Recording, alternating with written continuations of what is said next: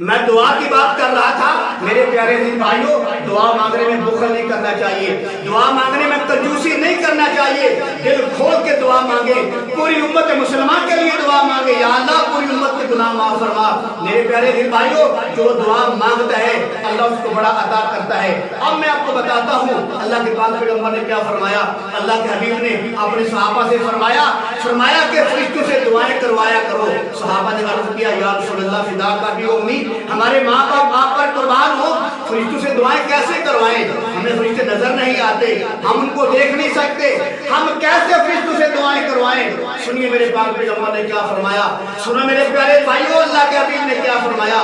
اللہ کے حبیب نے صحابہ سے فرمایا اے صحابیوں، جب تم دعا مانگتے ہو تو اس آدمی کو دعا میں شریک کر لیا کرو جو تمہاری محفل میں موجود نہیں ہوتا، جو غیر حاضر ہوتا ہے، جو غیر موجود ہوتا ہے۔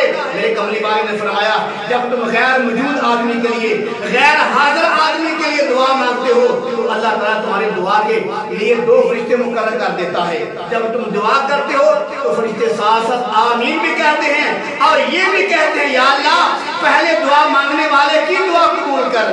تو بتاؤ فرشتوں نے آپ کی دعا کی کہ نہ کی نا؟